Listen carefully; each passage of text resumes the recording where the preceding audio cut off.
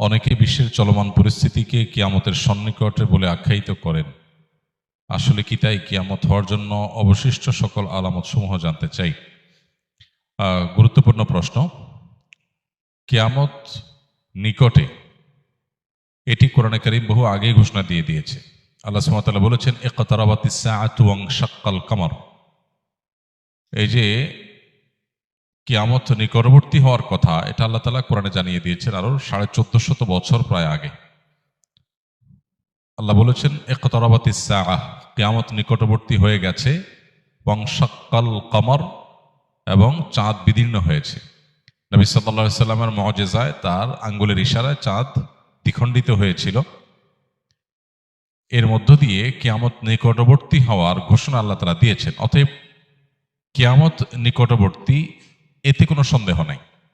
নবী করিম সাল্লাল্লাহু আলাইহি সাল্লাম বলেছেন, বুআইসতু আনা ওয়াস-সাআতু কাহাতাইন, আমি এবং কিয়ামত, অর্থাৎ তাঁর আবির্ভাবের কথা তিনি বলছেন। তাঁর আবির্ভাব এবং কিয়ামত, এ দুটি ঘটনা দুটি আঙ্গুলের মতো পাশাপাশি অবস্থান করছে। একটা আঙ্গুলের মাঝে, একটা আঙ্গুলের পরে আরেকটা আঙ্গুল, মাঝে আর কোনো আঙ্গুল নাই। তার আবির্ভাবের পরে পৃথিবীর সবচেয়ে বড় বিষয় বা ঘটনা হবে মহাপ্রলয় বা কিয়ামত। এই যে কিয়ামত, এটি নবী সাল্লাল্লাহু আলাইহি ওয়াসাল্লামের পরের পৃথিবীতে ঘটা সবচাইতে বড় ঘটনা, অর্থাৎ মাঝে কোনো নবী রাসূল থাকবেন না। এখান থেকে কিয়ামতের নিকটবর্তীতা বোঝা যায়। কিন্তু আমাদের সমাজে কিছু ঘটলেই, কোনো ঘটনা, কোনো যুদ্ধ, কোনো বিগ্রহ, কোনো কিছু ঘটলেই আমরা অনেকে কিয়ামতের দিনক্ষণ গণনা করতে শুরু করি, যে আর এতশো বছর আছে, এত বছর আছে, আর ঘরবাড়ি করে লাভ নাই, ইত্যাদি ইত্যাদি। হ্যাঁ, একজন ইমানদার সবসময় প্রস্তুত থাকবে আখিরাতের জন্য। দুনিয়া নিয়ে অনেক বেশি ব্যস্ত হয়ে থাকবে না। যে কোনো মুহূর্তে তার ডাক আসতে পারে। প্রত্যেকটা মানুষের মৃত্যু মানেই তার কিয়ামত, সেটা ভিন্ন বিষয়। কিন্তু এই সৃষ্টি জগতের যে বিশাল আয়োজন আল্লাহ তাআলার, এটা যে আল্লাহ তাআলা ধ্বংস করে দিবেন, সেটা অতি নিকটে। এই অতি নিকটের ডেফিনেশনটা কি, এটা সংজ্ঞাটা কি? অতি নিকটে মানে কত বছর? এটার ইলম একমাত্র আল্লাহর কাছে আছে। 1450 বছর আগে কোরআন যে বলেছে ইকতারাবাতিস সাআহ, যে মহানিনাদ গোটা সৃষ্টি জগৎকে ধ্বংস করে আল্লাহর বিচারের মুখোমুখি করবে মানুষ এবং জিনকে, সেই মহানিনাদ বা সেই কিয়ামত, সেটি নিকটবর্তী হয়ে গেছে। এটি বলার পরও পার হয়েছে 1450 বছর। এরপর সামনে আরো কত বছর বাকি আছে আমরা জানি না। হতে পারে 200 বছর, হতে পারে 2000 বছর, হতে পারে আরো কম বা বেশি। এর ইলম একমাত্র আল্লাহর কাছে আছে। কোরআনে বারবার করে এই বিষয়টা আমাদেরকে সতর্ক করা হয়েছে যে কিয়ামতের ইলম, কিয়ামতের সময় ক্ষণের ইলম একমাত্র কার কাছে আছে? আল্লাহ রাব্বুল আলামিনের কাছে। খোদ নবী সাল্লাল্লাহু আলাইহি সাল্লামকে যখন জিজ্ঞাসা করা হয়েছিল কিয়ামত কবে হবে, তিনি উত্তরে বলেছেন, মাল মাসউলু বিহা বিআলামা মিনাস সাইল। যাকে জিজ্ঞাসা করা হয়েছে তিনি প্রশ্নকর্তার চাইতে বেশি জানেন না। অর্থাৎ ঠিক কবে হবে এই দিনক্ষণ আমরা কেউই আসলে জানি না। এটা জানেন কে? আল্লাহ রাব্বুল আলামিন। তবে হ্যাঁ, কিয়ামতের অনেক আলামত আছে। এই আলামতগুলো আপনি চাইছেন যে অবশিষ্ট সকল আলামত জানতে। কিয়ামতের সকল আলামত একসাথে জানানো কঠিন। কিয়ামতের আলামতগুলো দুই প্রকার। একটা হলো আলামাতে কুবরা, বড় আলামত।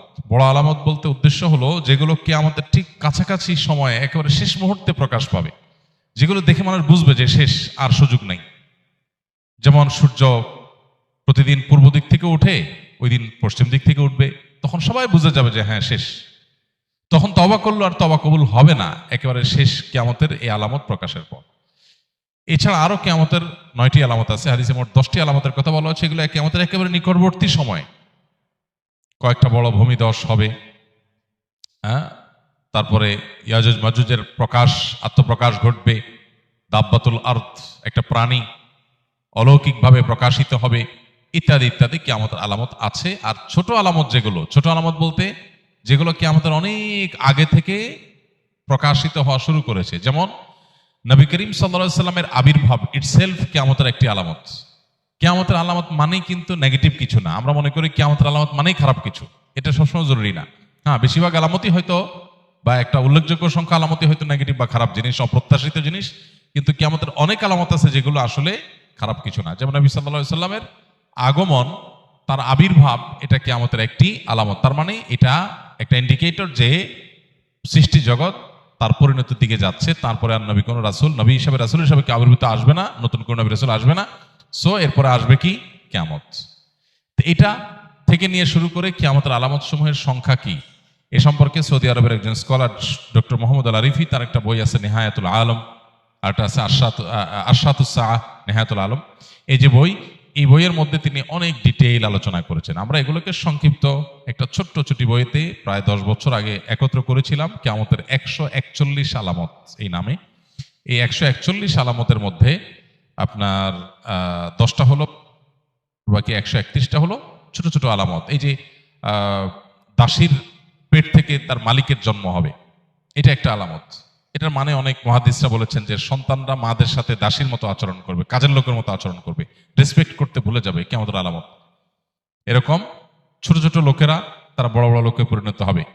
রাখাল, সাধারণ রাখাল হঠাৎ কিছুদিনের মধ্যে দেখা যাবে সে অট্টালিকার মালিক হয়ে গেছে।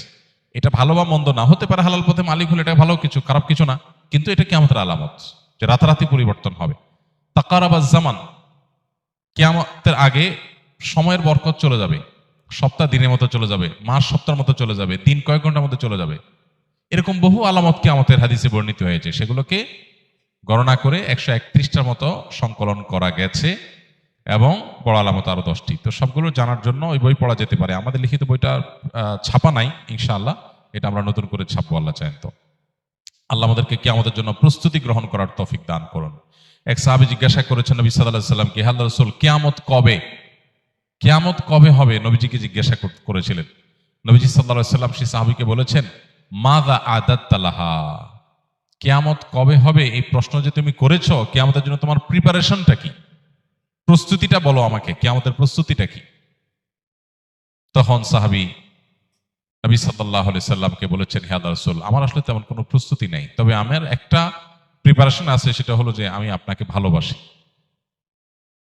নবী সাল্লাল্লাহু আলাইহি সাল্লাম বলেছেন, আল মারউ মা মান আহাব ইন্নাকা মা মান আহবাবত, তুমি যাকে ভালোবাসো তার সঙ্গে তোমার কিয়ামত হবে, তার সঙ্গে তুমি থাকবে। এই জন্য কিয়ামতের সময়ক্ষণ ঠিক কবে হবে এটা অনুসন্ধানের চাইতে গুরুত্বপূর্ণ হলো, বা এটা অনুসন্ধান করে আসলে ঠিক এক্সাক্ট সময় আমরা বের করতে কেউ কোনোদিন পারবোই না। আলামতগুলো প্রকাশিত হচ্ছে একের পর এক, সময় ঘনিয়ে আসছে। যে কোনো মুহূর্তে আমার মৃত্যুর মাধ্যমে আমার ব্যক্তিগত কিয়ামত শুরু হবে, আমার নিজের কিয়ামত শুরু হয়ে যাবে। ইদা মাতাল ইনসান